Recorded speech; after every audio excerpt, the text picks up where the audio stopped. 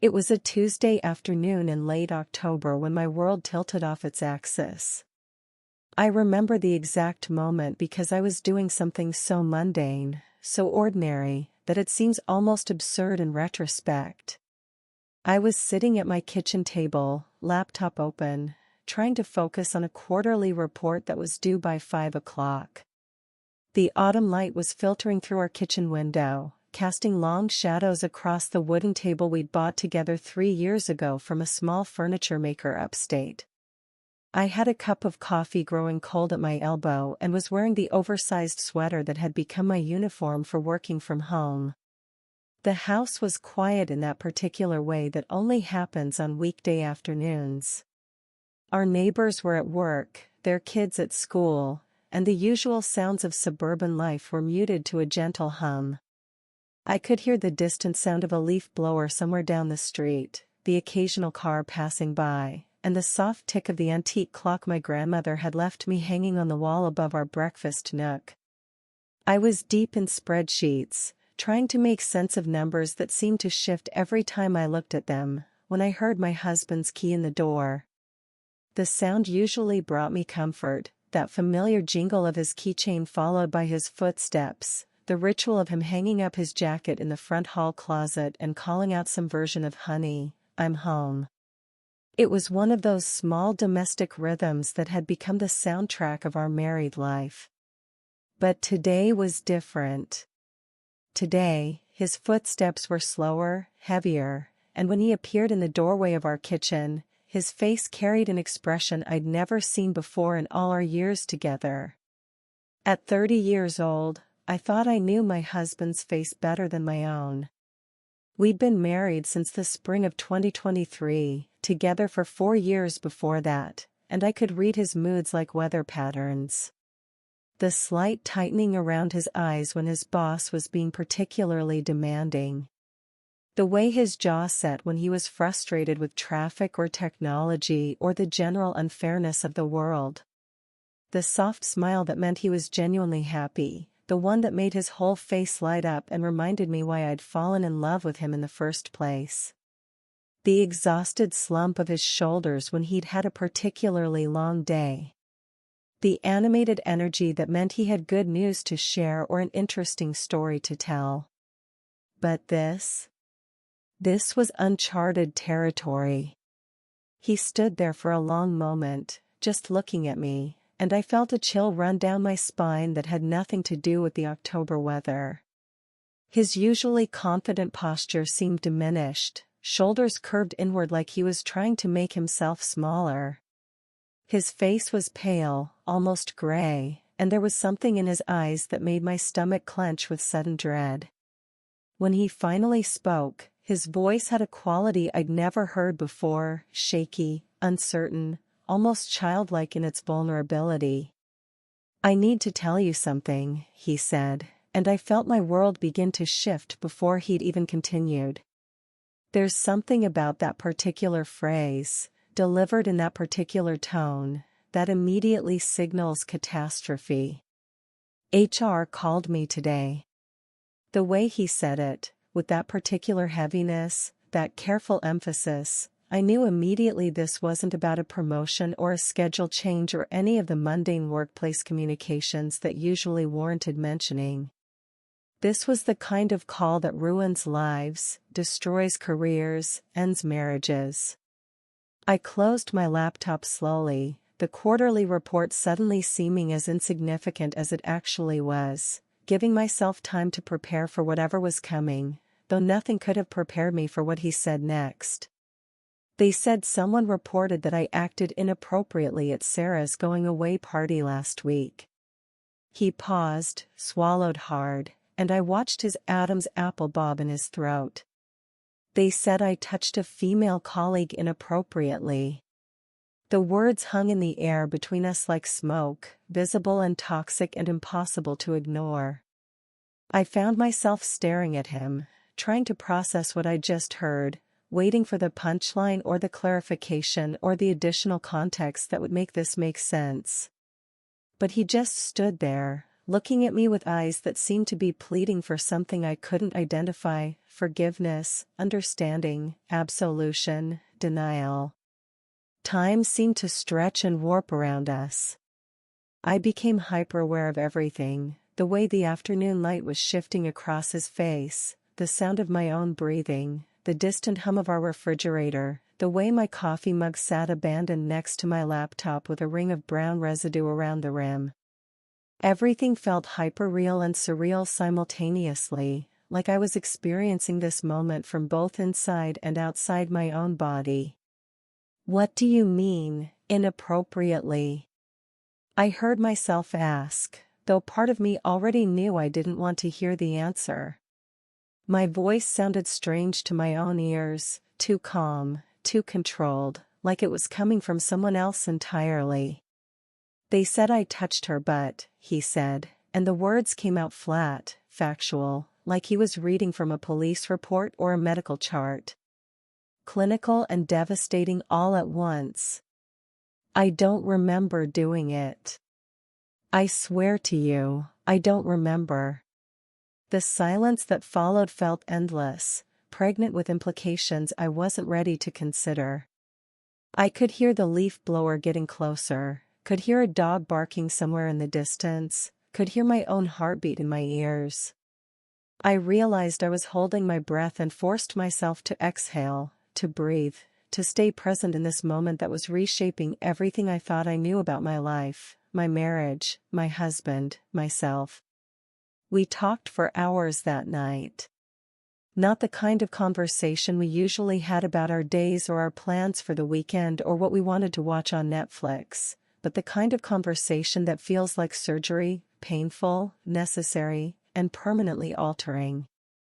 I found myself asking questions I never imagined I'd need to ask my husband, questions that felt foreign in my mouth, questions that seemed to belong to other people's lives, other people's marriages, other people's disasters. The party itself had been typical of his workplace gatherings, he told me as we sat across from each other at our kitchen table, the same table where we usually ate breakfast and discussed weekend plans and opened mail. Sarah had been with the company for 3 years and was moving across the country for a new opportunity with a startup in Portland. The whole team had gone to their usual spot, a bar downtown called Murphy's that stayed open late and had a reputation for strong drinks and lax enforcement of last call. It was the kind of place that catered to the tech crowd, with craft cocktails and exposed brick walls and music loud enough to make real conversation impossible. I'd been invited but had chosen to stay home with a book and an early bedtime, a decision I was now turning over and over in my mind like a stone in my pocket. What if I had gone? Would my presence have changed the dynamic, prevented what happened? Or would I have just been there to witness it, to see firsthand the person my husband apparently became when he drank too much?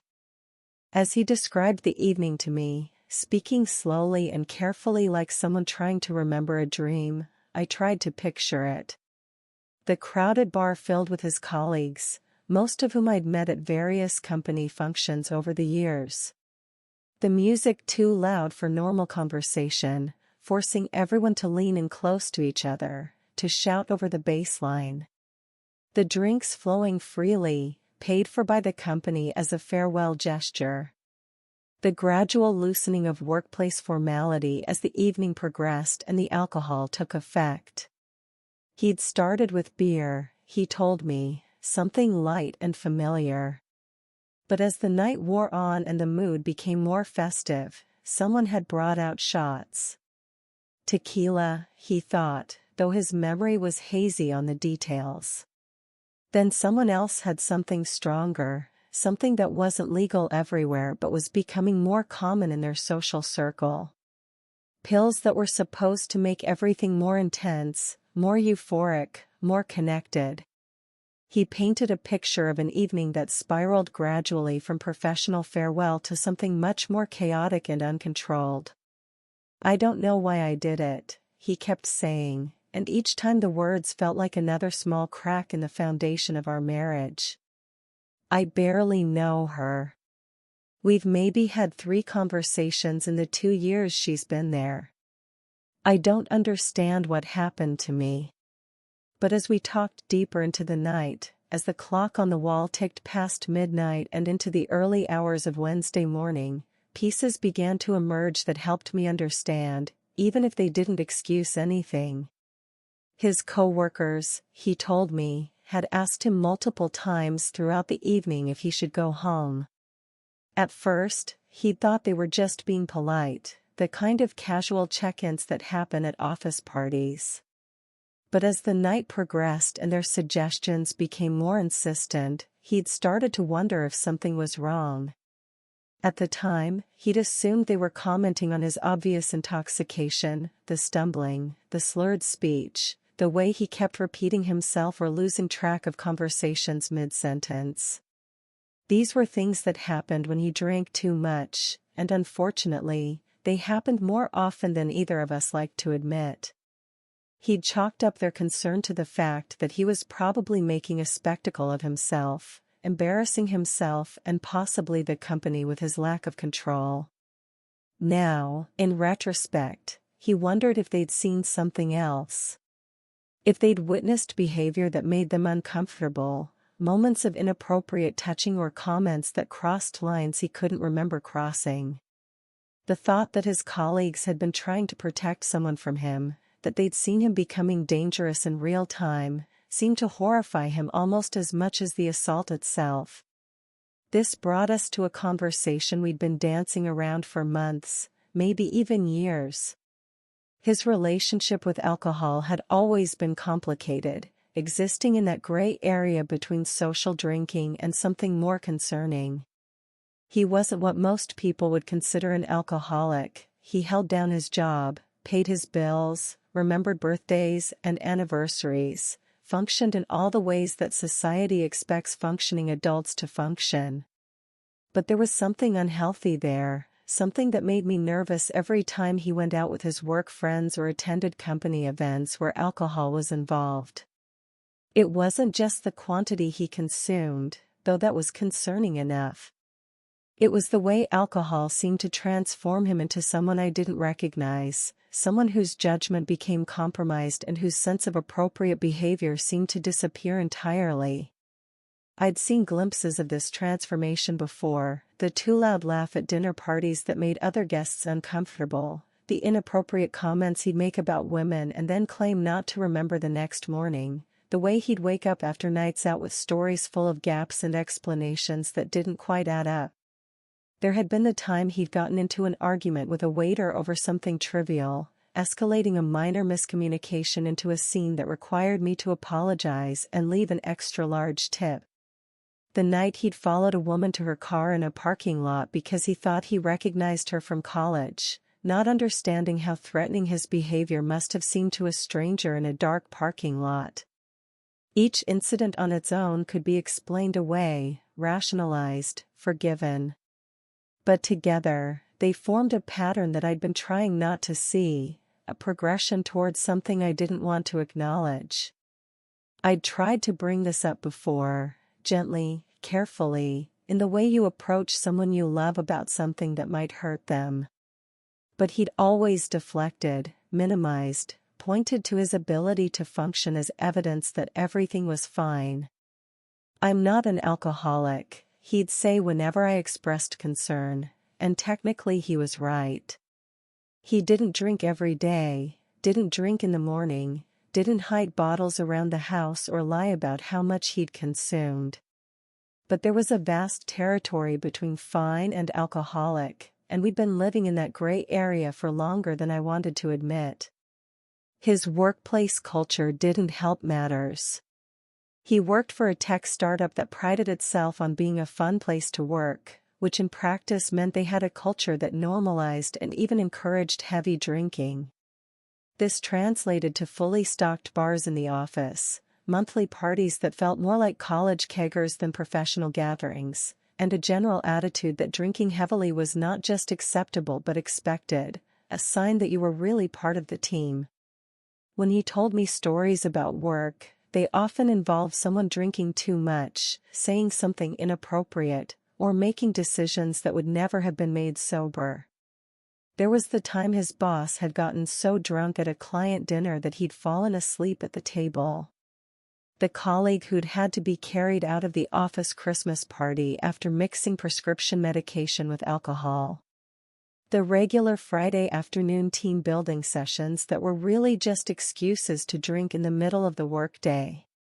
It was a toxic environment dressed up as progressive workplace culture, and I'd expressed my discomfort with this setup before, particularly with his lack of boundaries with female colleagues. Not because I didn't trust him, or at least, not because I thought I didn't trust him, but because I could see how the combination of alcohol, peer pressure, and a culture that normalized inappropriate behavior was a recipe for exactly the kind of disaster we were now facing. There had been warning signs that I'd noticed and tried to address, moments that made me uncomfortable even though I couldn't always articulate exactly why. The holiday party where he'd spent most of the evening talking to a new hire, a woman fresh out of college who seemed overwhelmed by the attention. He'd stood closer to her than necessary, laughed too loudly at things that weren't particularly funny, touched her arm when he talked to her in a way that seemed more intimate than professional. When I'd mentioned it to him the next day, he'd dismissed my concerns as jealousy, making me feel small and petty for even bringing it up. "She's just a kid," he'd said.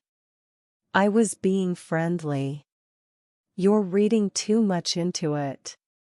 But I'd seen the way she'd stepped back from him, the way she'd looked around the room as if searching for an escape route, the relief on her face when someone else had joined their conversation.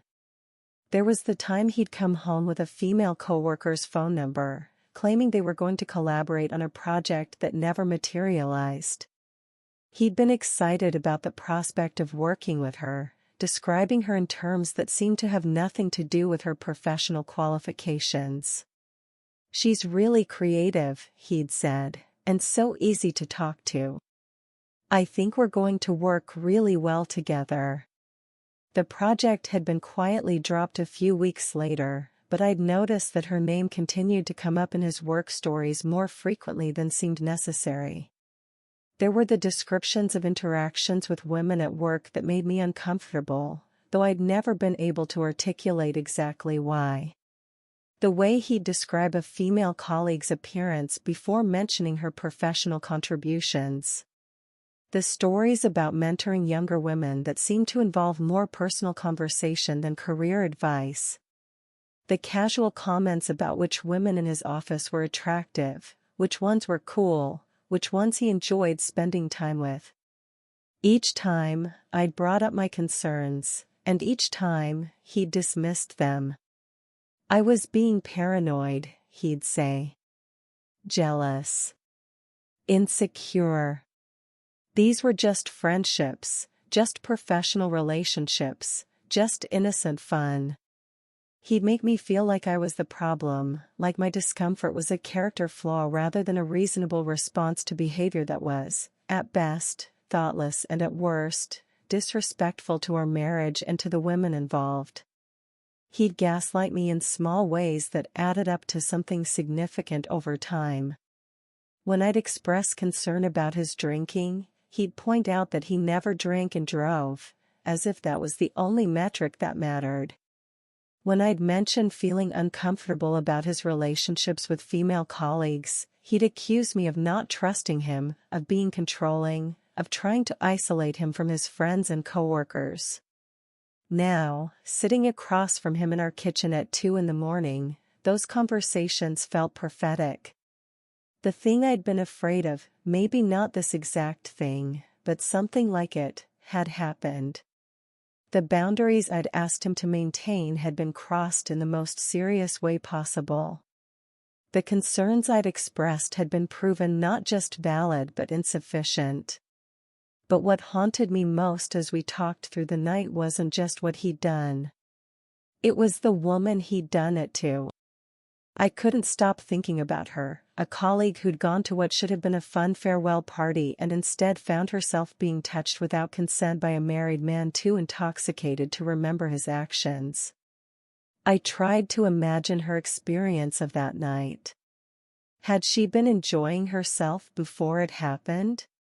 Had she been talking to friends, laughing at inside jokes, feeling sad about Sarah's departure? Had she been drinking too, feeling relaxed and social and trusting in the safety of being surrounded by colleagues? And then, suddenly, without warning or invitation, a man she barely knew had put his hands on her body in a way that was both intimate and threatening. I imagined her shock, her immediate reaction. Had she frozen, too surprised to respond immediately? Had she pushed him away? Had she looked around to see if anyone else had witnessed what happened? I thought about the calculations she must have made in that moment, whether to make a scene, whether to confront him, whether to tell someone, whether to just try to get away and pretend it hadn't happened. I wondered if she'd gone home that night feeling violated and unsafe, if she'd replayed the incident over and over in her mind, if she'd questioned whether it had really happened the way she remembered. I thought about her decision to report the incident, the courage it must have taken to come forward knowing the potential consequences. I wondered if she'd hesitated, worried about the impact on his career, on his marriage, on the office dynamics. I wondered if she'd been afraid that people wouldn't believe her or would minimize what had happened. The thought of her made me feel sick with a combination of guilt and rage. Guilt that my husband had made her feel unsafe, that somehow his actions reflected on me too, that I was connected to someone who had caused this kind of harm. Rage that she'd been put in this position at all, that she'd had to make the difficult decision to report a colleague, that she was probably dealing with whispers and speculation and all the ways workplace harassment gets minimized and dismissed. I found myself wanting to reach out to her, to apologize, to somehow make it right. But I knew that wasn't my place, wasn't my apology to make. The best thing I could do for her was to make sure my husband faced real consequences for his actions and got the help he clearly needed. As the night wore on and our conversation continued, we turned to discussing what would happen next. The HR investigation was just beginning, and we had no way of knowing how long it would take or what they would conclude. He could face anything from mandatory counseling to immediate termination. There might be legal consequences too, depending on whether she decided to press charges, though we didn't know enough about the specifics to understand what those might look like. The company had a zero-tolerance policy for harassment, something he'd been reminded of in annual training sessions that he'd apparently ignored or forgotten. The policy was clear about the potential consequences: immediate termination, negative references, possible legal action. But policies on paper and policies in practice were often different things, especially when it came to valued employees or situations involving alcohol. But the professional consequences, serious as they were, felt secondary to the personal ones. How do you move forward in a marriage after something like this? How do you trust someone who's shown such poor judgment, such disregard for basic human decency? How do you reconcile the person you thought you married with the person who's capable of this kind of behavior? We'd been talking about starting a family recently. Long conversations about baby names and school districts, about how we'd balance work and childcare, about what kind of parents we wanted to be. We'd looked at houses with better school districts, discussed the timing of trying to get pregnant, even started talking about converting the spare room into a nursery.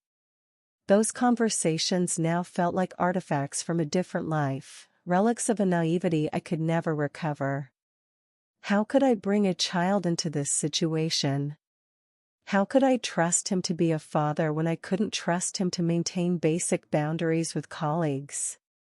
What would I tell our hypothetical daughter about respect and consent and her own worth when her father had demonstrated such a fundamental lack of understanding of these concepts? The questions multiplied in my mind like bacteria, spreading and dividing until they crowded out almost everything else. What if he'd done this before and just never been caught? What if this was just the first time someone had been brave enough to report him? What if there were other women out there who'd experienced his inappropriate behavior but had stayed silent out of fear or shame or the exhausting knowledge that speaking up often does more harm than good? I realized I was catastrophizing, spinning out into worst-case scenarios, but I couldn't seem to stop myself. The foundation of my life had been shaken, and I didn't know what was still solid, what I could still count on. Every assumption I'd made about my husband, my marriage, my future, had been called into question in the space of a single conversation. By the time we finally went to bed, somewhere around 4 a.m, nothing had been resolved. We'd talked in circles for hours, covering the same ground over and over, but we weren't any closer to understanding what had happened or what we were going to do about it. He fell asleep almost immediately, the exhaustion of confession apparently providing some relief.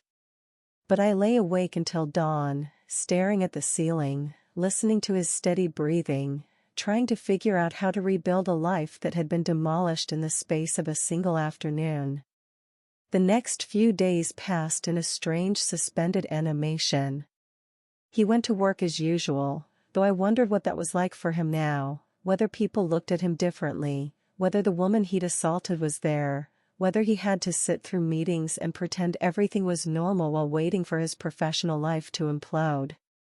I tried to maintain my own routines, but everything felt different. Every interaction we had was filtered through this new reality. When he kissed me goodbye in the morning, I found myself analyzing it, wondering if this was the kiss of someone who sexually assaulted people when they were intoxicated. When he texted me during the day, usually mundane updates about meetings or lunch plans, I wondered what he wasn't telling me, what other revelations might be coming. When he came home in the evening, I searched his face for signs of news, updates, further revelations. Had HR called him in for more questioning? Had they concluded their investigation? Had the woman decided to press charges?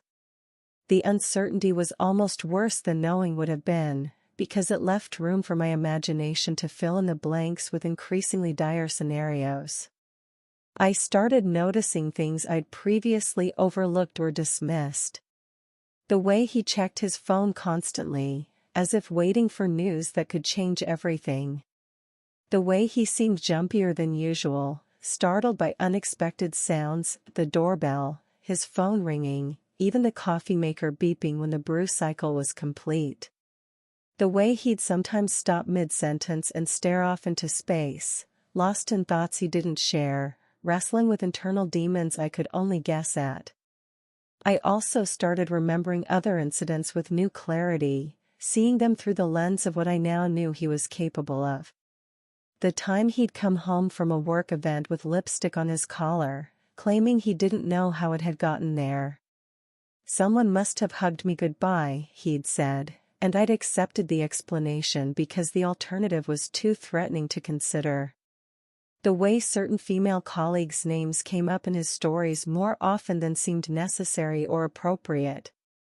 He'd mention what they were wearing, how they'd done their hair, personal details about their lives that seemed to have nothing to do with work. When I'd point this out, he'd accuse me of being jealous or insecure, making me feel guilty for noticing patterns that now seemed obviously problematic. The night he'd come home 3 hours later than expected with a story about helping a coworker with car trouble that didn't quite add up. Her car had broken down in a parking garage downtown, he'd said, and he'd stayed with her while they waited for a tow truck.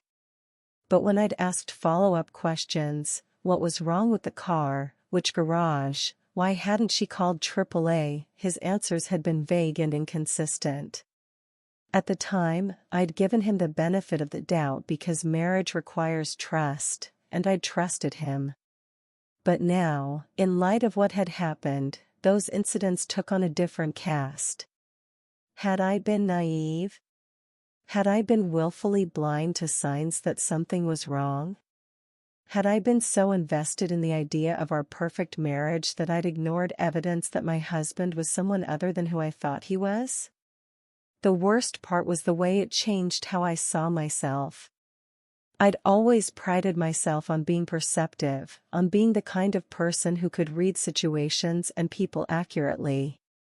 I was the friend people came to for advice about their relationships because I could see things they couldn't see, spot red flags they were too close to notice. But if I'd missed something this significant about my own husband, what else had I missed? What other truths about my life was I too naive or too afraid or too invested to see? I started questioning everything. Every conversation we'd ever had about women, every story he'd told about work interactions, every time he'd come home late or smelling like alcohol or with explanations that hadn't quite made sense. I found myself going through his social media accounts, looking for evidence of inappropriate interactions with women. I checked his phone when he was in the shower, scrolling through messages and emails and browser history, looking for signs of other transgressions. What I found was somehow both reassuring and deeply troubling. There was no evidence of an affair, no inappropriate messages or emails or photos. But there was evidence of a pattern of behavior that made me uncomfortable. Comments on female colleagues' photos that were just slightly too personal, messages to women that were friendly in a way that seemed to cross professional boundaries, searches for social media profiles of women from his office. Work became both a refuge and a prison. It was good to have something to focus on other than the disaster of my personal life, deadlines and meetings and projects that demanded my attention. But I found my concentration shattered, my mind constantly returning to questions I couldn't answer and scenarios I couldn't control. I'd catch myself staring at my computer screen, not seeing the words, my mind spinning through possibilities and what-ifs and worst-case scenarios. My colleagues started asking if I was okay, and I found myself lying smoothly, automatically. Just tired, I'd say, or fighting something off, as if what I was dealing with was the kind of problem that could be solved with rest or vitamin C or a long weekend. The lies came easily, probably because I wasn't ready to face the truth myself, let alone share it with others. I started researching things I'd never wanted to know about, diving deep into topics that felt foreign and terrible. Workplace harassment policies, trying to understand what protections existed for victims and what consequences perpetrators might face. Legal definitions of sexual assault and battery, learning that what my husband had done had specific names and specific penalties under the law. Statistics about recidivism, trying to understand whether this was likely to be an isolated incident or part of a larger pattern. I read about support groups for spouses of people who'd committed sexual offenses, discovering a whole community of people dealing with the same questions and guilt and confusion I was experiencing. I learned that what I was going through had a name, secondary trauma, and that it was a recognized psychological phenomenon with its own symptoms and treatment approaches. The internet was full of information I didn't want to absorb, but I couldn't seem to stop myself from seeking it out. I read academic studies about the relationship between alcohol and sexual assault, trying to understand whether intoxication was an explanation or just an excuse. I read personal stories from women who'd been assaulted by colleagues, trying to understand what the woman my husband had hurt might be going through. I learned that what he'd done was a crime in our state, sexual battery, and that it carried potential jail time and mandatory registration as a sex offender. I learned that even if HR's investigation concluded with his termination, the woman he'd assaulted could still choose to press criminal charges. I learned that workplace harassment was vastly underreported, and that the fact that she'd come forward at all suggested either tremendous courage or tremendous violation, possibly both. I also started reading about alcoholism and substance abuse, trying to understand whether what I was dealing with was an addiction or something else. The literature was confusing and contradictory, full of competing theories and conflicting advice. Some sources suggested that alcohol couldn't make someone do something they wouldn't do sober, that it only lowered inhibitions around things the person was already inclined toward. Others argued that severe intoxication could lead to actions completely out of character, that alcohol could fundamentally alter someone's personality and decision-making capacity. Neither explanation offered much comfort. If alcohol only revealed his existing inclinations, then the person I'd married was someone with predatory impulses he'd managed to hide from me for years. If alcohol could make him act completely out of character, then he had a substance abuse problem so severe that he became dangerous when intoxicated. Either way, the man I thought I'd married, the man I'd trusted with my heart, my future, my dreams of family, didn't exist. In his place was someone whose judgment was so compromised that he'd sexually assaulted a colleague and couldn't even remember doing it. I started thinking about all the times I'd excused his behavior, all the red flags I'd rationalized away, all the moments when my instincts had told me something was wrong but I'd ignored them in favor of maintaining the illusion of a perfect marriage. I thought about the woman he'd hurt and wondered how many other women there might be, how many other incidents I didn't know about. The waiting was perhaps the hardest part. HR investigations take time, especially when they involve serious allegations and potential legal consequences. We had no way of knowing what they were discovering or what conclusions they were reaching. Each day felt like an eternity, filled with anxiety and uncertainty and the constant fear that things were about to get worse. I found myself checking the news obsessively, looking for stories about sexual assault cases and wondering if our situation would become public. I researched whether HR investigations were confidential, whether his name might appear in police reports or court documents, whether this would follow him for the rest of his career. Meanwhile, he seemed to be existing in a state of denial punctuated by moments of panic. Most of the time, he carried on as if nothing had changed, making plans for the weekend, talking about work projects, discussing what we should have for dinner, acting like our life was still the same life it had been before that Tuesday afternoon. But then something would trigger his anxiety, a call from an unknown number, an email from HR, sometimes nothing at all, and he'd become agitated and withdrawn, pacing around the house like a caged animal. During these episodes, he'd alternate between expressing remorse and maintaining his innocence, between promising to get help and insisting that he didn't need it. "I'm not that kind of person," he'd say, and I'd wonder what kind of person he thought he was, what kind of person he thought did things like this. "This isn't who I am," he'd insist, and I'd wonder who he thought he was if not someone capable of sexually assaulting a colleague. We were both walking on eggshells, afraid to say the wrong thing, afraid to push too hard, afraid to face the full implications of what had happened. The conversations we needed to have felt too big, too frightening, too potentially destructive. So we talked around the edges of things, addressing logistics and immediate concerns while avoiding the deeper questions that threatened to tear apart what was left of our relationship. But those questions haunted me in the quiet moments. Late at night, when he was asleep beside me and I was staring at the ceiling, listening to his breathing and wondering if this was the breathing of someone who hurt women. Early in the morning, when I was drinking coffee and pretending to read the news while actually researching sexual assault statistics and legal consequences. During my lunch breaks, when I'd find myself sitting in my car in the parking garage of my office building, overwhelmed by the magnitude of the decisions I was going to have to make. Should I stay and try to work through this?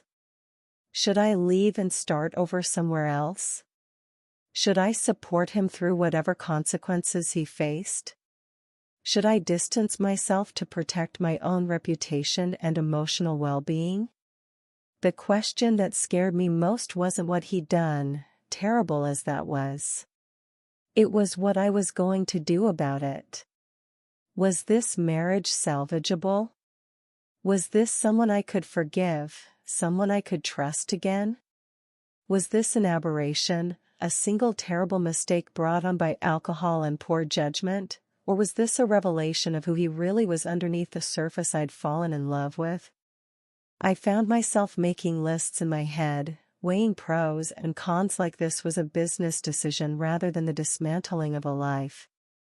On one side, the years we'd been together, the good times, the shared dreams, the investment of time and emotion and hope.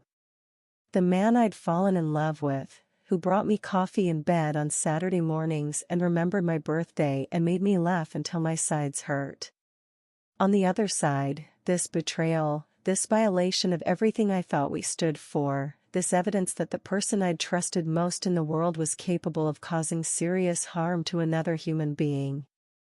The lies he'd told, the boundaries he'd crossed, the warning signs I'd ignored because I'd wanted to believe in the fairy tale version of our relationship.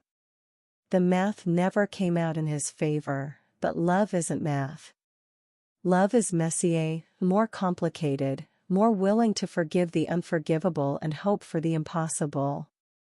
I loved him, or at least I loved who I thought he was, and that love was making it hard to see clearly, hard to make the decisions I needed to make for my own well-being and future. I started thinking about the kind of person I wanted to be, the kind of woman I could respect when I looked in the mirror. Could I respect someone who stayed with a man who'd sexually assaulted another woman? Could I respect someone who prioritized her own comfort over holding someone accountable for serious harm?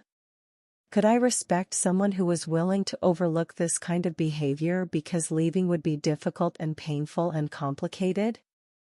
These were the questions that kept me awake at night, that followed me through my days, that made it impossible to concentrate on anything else.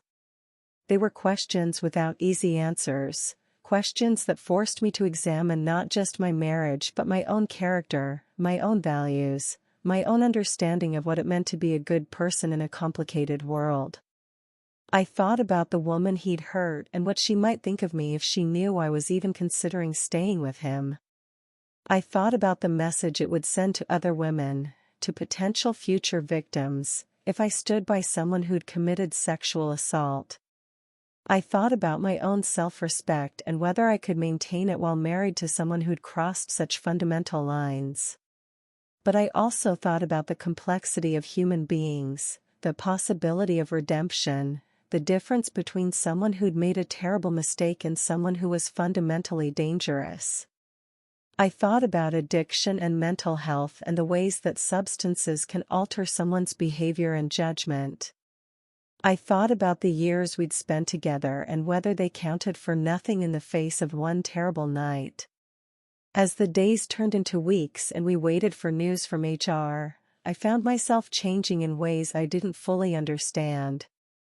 I became hypervigilant about his behavior, analyzing every interaction he had with women, every story he told about work, every explanation he gave for being late or distracted or different somehow. I started paying attention to the way he looked at women when we were out together, the way he interacted with female servers and cashiers and neighbors. I watched for signs of the inappropriate behavior I'd apparently been blind to before, looking for evidence that this was part of a larger pattern I'd somehow missed. What I found was disturbing in its subtlety. The way his eyes lingered a little too long on younger women. The way he found excuses to touch female servers on the arm when they brought our food, supposedly to get their attention but lasting just a beat longer than necessary. The way he made comments about women's appearances that I'd previously dismissed as harmless but now recognized as objectifying. There was the afternoon we went grocery shopping together, something we'd done hundreds of times before, but now I was watching him with new eyes. I noticed how he positioned himself in checkout lines behind attractive women, how he found reasons to start conversations with female employees, how he seemed to take particular pleasure in making women laugh or smile, as if their positive attention was something he actively sought and collected. When I pointed this out to him later, he became defensive and angry. "I'm just being friendly," he said. "I can't even talk to people now without you analyzing it." But his defensiveness only confirmed my suspicions that there was something to analyze, something he was aware of and trying to hide. I began to understand that what had happened at the party wasn't an isolated incident but rather the culmination of a pattern of behavior that had been building for years. The alcohol and drugs hadn't created a monster, they had simply removed the inhibitions that normally kept his predatory instincts in check. 3 weeks after the initial call from HR, we got an update. The investigation was ongoing, but they had conducted interviews with multiple witnesses from the party. Several people had confirmed seeing him behave inappropriately throughout the evening, not just with the woman who had filed the complaint but with other female colleagues as well. There were reports of unwanted touching, inappropriate comments, and behavior that had made multiple people uncomfortable. The news hit me like a physical blow. It was one thing to believe that he'd made a single terrible mistake while heavily intoxicated. It was another thing entirely to learn that he'd spent an entire evening systematically violating the boundaries of multiple women, that what I'd hoped was an aberration was actually a sustained pattern of predatory behavior. When he told me about the additional allegations, he seemed genuinely shocked, as if he couldn't believe that his behavior had been so widespread and obvious to others. "I really don't remember any of that," he kept saying, but his lack of memory no longer felt like a defense. If anything, it felt like an indictment of just how far he'd fallen that night, how completely he'd abandoned any sense of appropriate behavior. I found myself wondering what his colleagues thought of him now, whether they were surprised by the allegations or whether they'd seen this coming. Had there been previous incidents that hadn't been reported? Had women at his workplace been uncomfortable around him for months or years without saying anything? The thought made me feel sick with shame and complicity. How many women had he made uncomfortable while I remained blissfully unaware at home, trusting him to behave appropriately and represent our marriage with dignity? How many times had women tried to avoid him at work events while I socialized with their partners, completely oblivious to the fact that my husband was someone they feared or disliked? Around this time, I started having nightmares. Not about him hurting me, he had never been physically violent toward me, and somehow I still believed he never would be. But dreams about the women he'd hurt, about scenarios where I was in their position, about situations where I had to choose between protecting him and protecting other women. In one recurring dream, I was at a party where I could see him advancing on a young woman who was clearly uncomfortable. In the dream, I had the power to stop him, but I was frozen in place, unable to move or speak or intervene.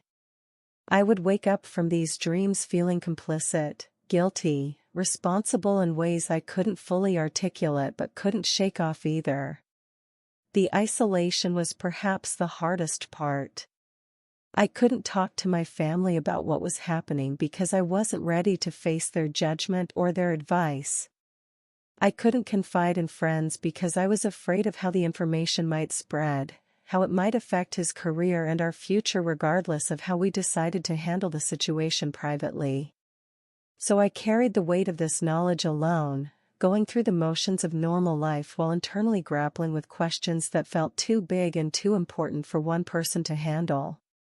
I went to work and smiled at colleagues and attended meetings and met deadlines, all while feeling like I was living a double life, pretending to be someone whose biggest concern was quarterly reports rather than whether her husband was a sexual predator.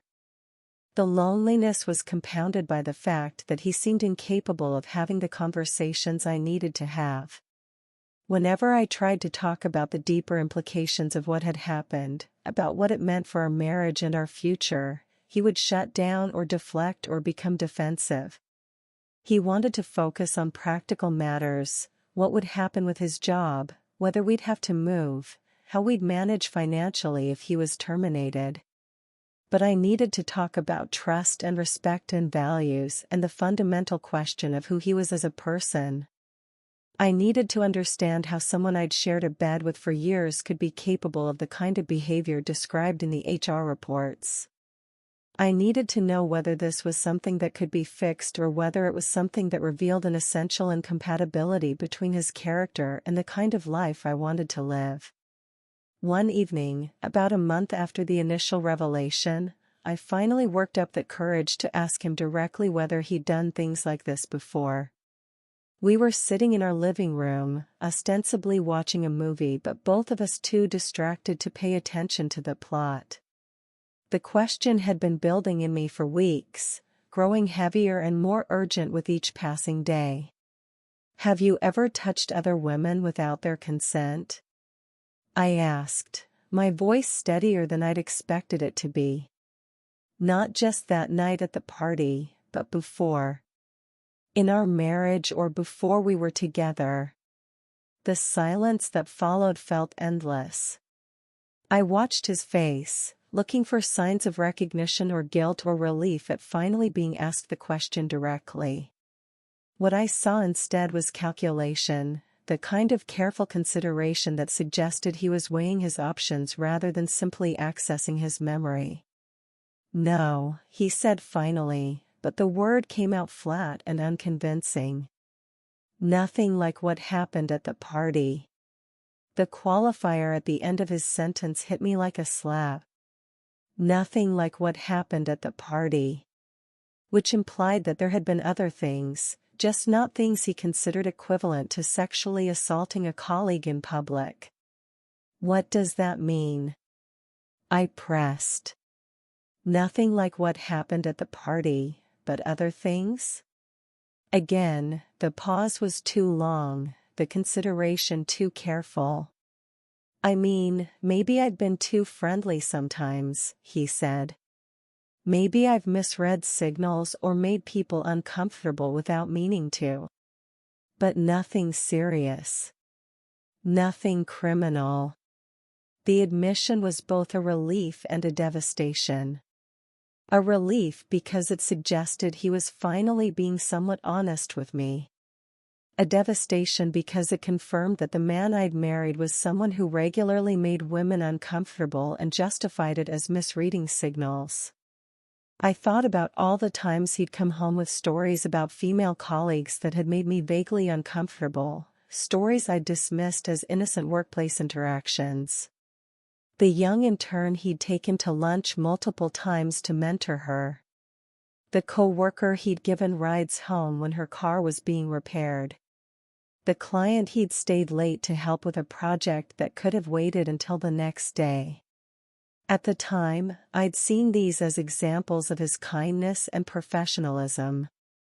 Now I wondered whether they were examples of him using his position and authority to gain access to women who felt obligated to accept his attention.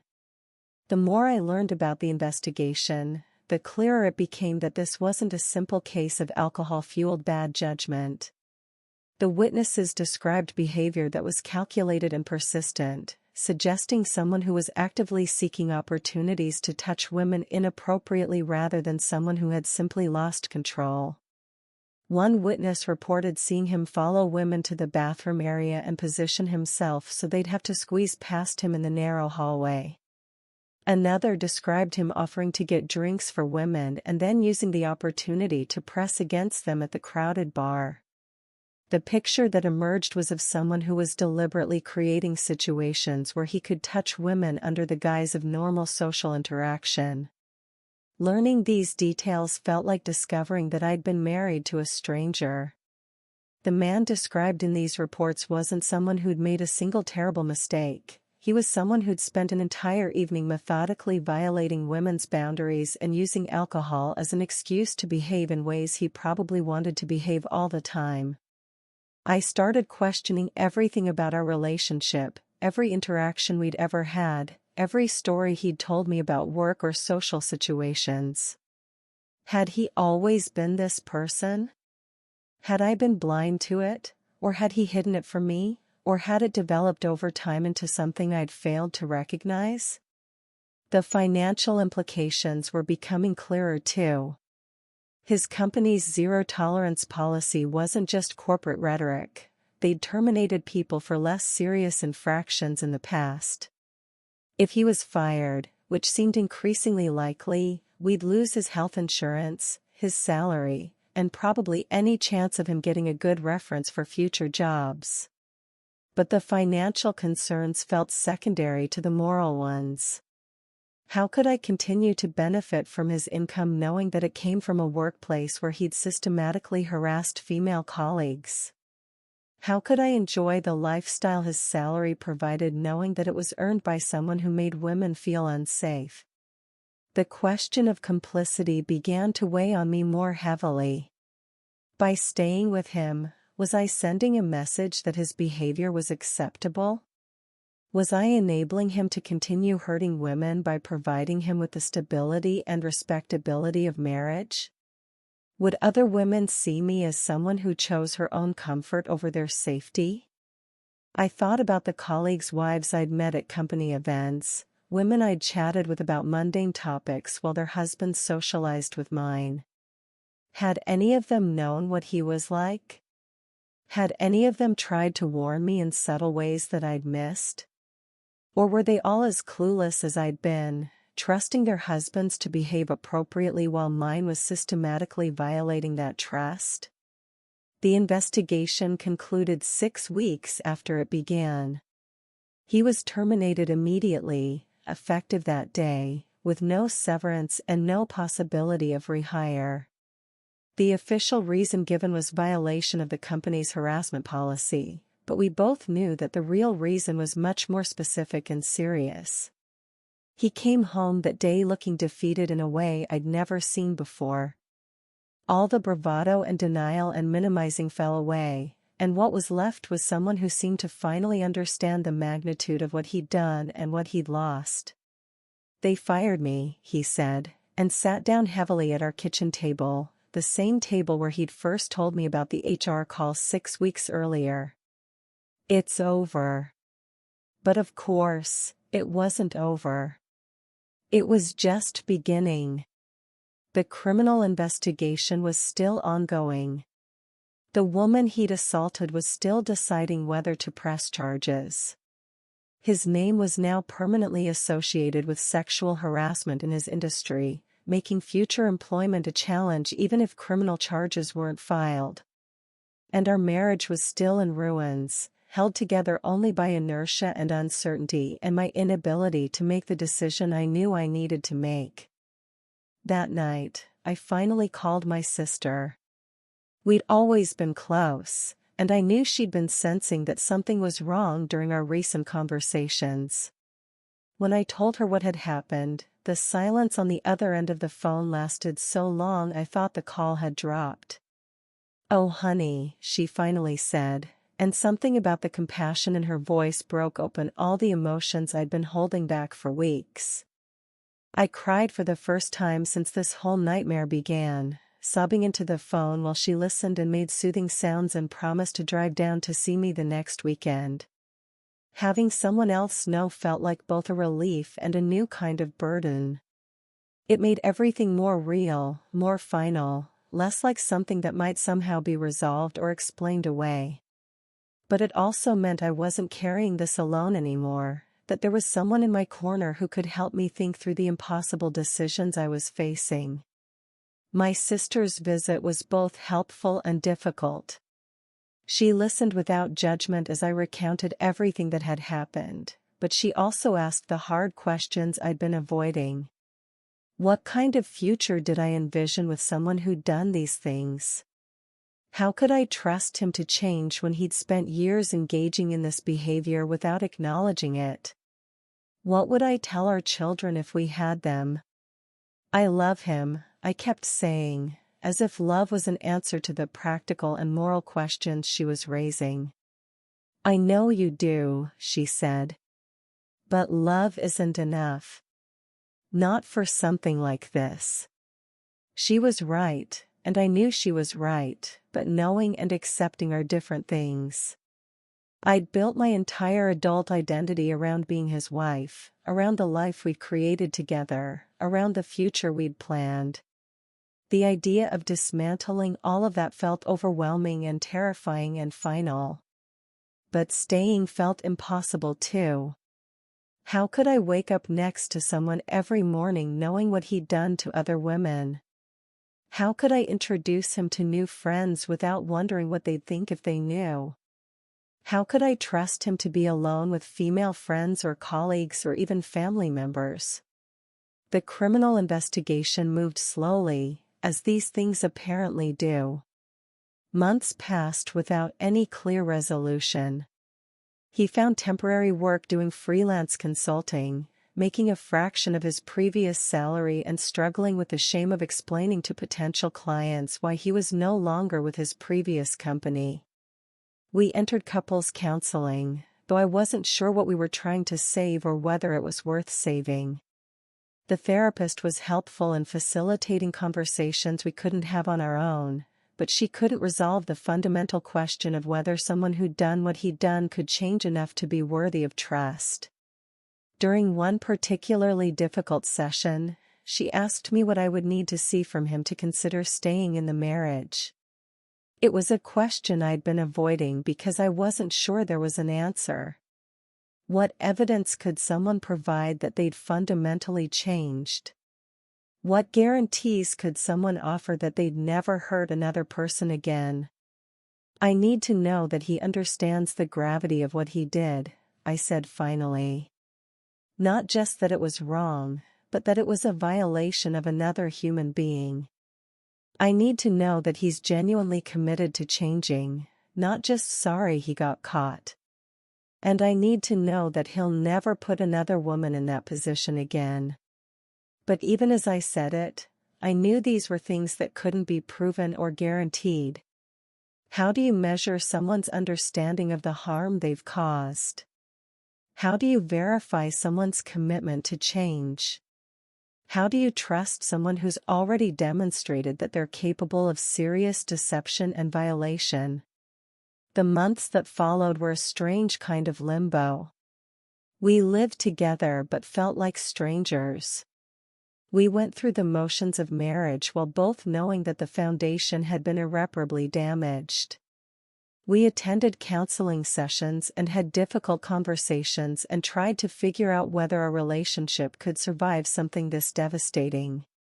He started attending AA meetings and therapy sessions focused on sexual addiction, though he resisted the label and insisted his behavior wasn't about addiction but about poor judgment and alcohol abuse. The distinction felt meaningless to me, regardless of the underlying cause. The result was the same. I started my own therapy, trying to understand my role in what had happened and what I wanted for my future. The therapist helped me see that I wasn't responsible for his actions, but she also helped me understand that I was responsible for my own choices going forward. As I sit here now, more than a year after that first devastating phone call from HR, I still don't have easy answers to the questions that have haunted me throughout this ordeal. Our marriage exists in a state of suspended animation, neither fully together nor fully apart. He's working on himself, attending therapy and support groups and trying to understand the harm he's caused. I'm trying to figure out whether the person he's becoming is someone I can trust and respect and love. The criminal charges were eventually dropped due to insufficient evidence and the victim's decision not to pursue prosecution. I understand her choice. The process would have been traumatic and difficult, with no guarantee of a satisfactory outcome. But the lack of legal consequences doesn't erase what happened or resolve the questions about who my husband really is. Some days I think we might be able to rebuild something from the wreckage of our marriage. He seems genuinely committed to change, genuinely horrified by his actions, genuinely determined to become someone better. The work he's doing in therapy appears to be helping him understand the roots of his behavior and develop healthier ways of relating to women. Other days I think I'm fooling myself, that I'm staying because leaving feels too difficult and too final, not because I genuinely believe our marriage can be salvaged. I think about the woman he hurt and wonder what she would think of my decision to stay. I think about the future victims there might be if his commitment to change proves to be temporary or superficial. The dreams about starting a family have been indefinitely postponed. I can't imagine bringing a child into this situation until I'm certain about who my husband is and what our future together looks like. The house we looked at in the Better School District sits on the market, a reminder of dreams that feel naive and premature now. Work has become my primary focus, the one area of my life that feels stable and purposeful. I've thrown myself into projects and responsibilities, using professional achievement as a distraction from personal uncertainty. My colleagues still don't know what I'm dealing with at home, and I've become expert at maintaining the facade of someone whose biggest concerns are deadlines and client meetings. But the isolation remains difficult. Few people understand the complexity of loving someone who's done something terrible, the way guilt and anger and hope can exist simultaneously in the same heart. The internet support groups help, connecting me with other women facing similar decisions, but ultimately these are choices that each person has to make alone. I've learned things about myself through this experience that I wish I didn't know. I've learned that I'm capable of rationalization and denial when the truth is too threatening to face. I've learned that love can persist even in the face of behavior that contradicts everything I thought I believed about the person I love. I've learned that moral clarity is easier in theory than in practice, especially when the stakes are your entire life. I've also learned things about forgiveness and redemption and the possibility of change. I've seen my husband grapple seriously with his actions for the first time, watched him struggle with shame and guilt and the difficulty of looking honestly at who he's been. Whether this struggle will result in lasting change remains to be seen, but the struggle itself is real and painful and more genuine than anything I saw from him in the immediate aftermath of his arrest. The woman he hurt has moved to a different city, starting over in a place where this incident isn't part of her professional reputation. I think about her often, wondering how she's doing, whether she's been able to move past what happened, whether she feels like justice was served. I hope she's found peace and safety and the kind of support she deserved when this happened to her. Sometimes I imagine writing her a letter, apologizing for my husband's actions and thanking her for her courage in reporting what happened. But I know that my apology isn't what she needs, and my gratitude might feel offensive coming from someone who chose to stay with her attacker. The best thing I can do for her is ensure that he gets the help he needs and becomes someone who will never hurt another woman. As for my own future, it remains uncertain. Some days I feel hopeful about the work we're both doing and the possibility that we might emerge from this crisis with a stronger, more honest relationship. Other days I feel like I'm wasting time that could be spent building a different kind of life with someone who's never demonstrated the capacity for this kind of harm. The decision about whether to stay or leave feels less urgent now than it did in the immediate aftermath of the revelation. I've given myself permission to take time, to see what kind of person he becomes, to understand what kind of person I want to be. The marriage we had before is gone forever, but something new might be possible if we're both willing to do the difficult work of rebuilding from the ground up. What I know for certain is that I'll never again ignore red flags or dismiss my instincts in favor of maintaining comfortable illusions. I'll never again prioritize the appearance of a perfect marriage over the reality of what's actually happening behind closed doors. And I'll never again underestimate the importance of holding the people we love accountable for their actions, even when that accountability threatens everything we think we want.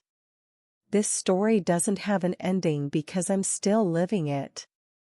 Every day brings new choices about how to move forward, new opportunities to choose courage over comfort, honesty over denial, growth over stagnation. It's not the story I wanted to tell about my life, but it's the story I'm telling now, and I'm still trying to figure out how it ends. The only thing I'm certain of is that whatever ending I choose, it will be one that I can live with when I look in the mirror, one that honors both my own needs and the harm that's been done, one that acknowledges the terrible complexity of love and betrayal and the possibility of redemption.